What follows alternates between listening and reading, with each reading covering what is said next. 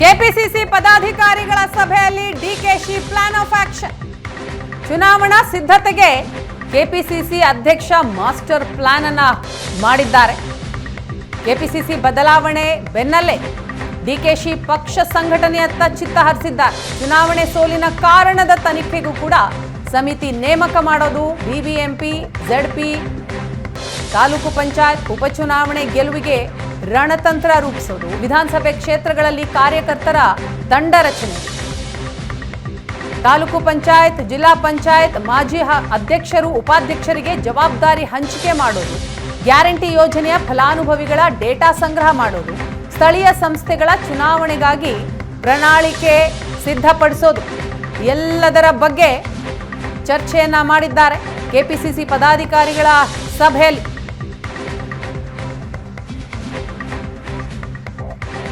ಸ್ಥಳೀಯ ಸಂಸ್ಥೆಗಳ ಚುನಾವಣೆಗಾಗಿ ಪ್ರಣಾಳಿಕೆಯನ್ನು ಸಿದ್ಧಪಡಿಸೋದು, ನಿರ್ದಿಷ್ಟ ಸಂದೇಶ ಕಳುಹಿಸುವ ಸಲುವಾಗಿ ಡೇಟಾ ಬಳಕೆ ಮಾಡಿಕೊಳ್ಳೋದು, ಬಿಬಿಎಂಪಿ ಗ್ರಾಮ ಪಂಚಾಯತ್ಗಳಲ್ಲಿ ಕಮಿಟಿ ರಚನೆ ಮಾಡೋದು, ಮತದಾರರ ಸೇರ್ಪಡೆಗೆ ಹೆಚ್ಚು ನಿಗಾ ವಹಿಸೋದು ಎಲ್ಲ ವಿಚಾರದ ಬಗ್ಗೆ ಮಾತನಾಡಿದ್ದಾರೆ ಕೆಪಿಸಿಸಿ ಪದಾಧಿಕಾರಿಗಳ ಸಭೆಯಲ್ಲಿ.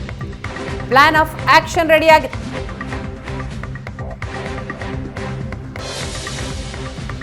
ಕೆಪಿಸಿಸಿ ಪದಾಧಿಕಾರಿಗಳ ಸಭೆಯಲ್ಲಿ ಬಹಳಷ್ಟು ವಿಚಾರಗಳ ಬಗ್ಗೆ ಚರ್ಚೆಯನ್ನ ಮಾಡಿದ್ರು.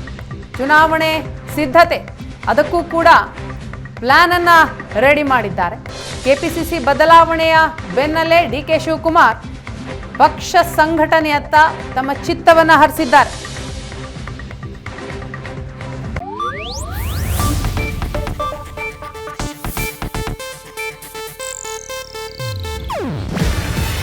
ಇದು ಏಷ್ಯಾನೆಟ್ ನ್ಯೂಸ್ ನೆಟ್ವರ್ಕ್ ಪ್ರಸ್ತುತಿ.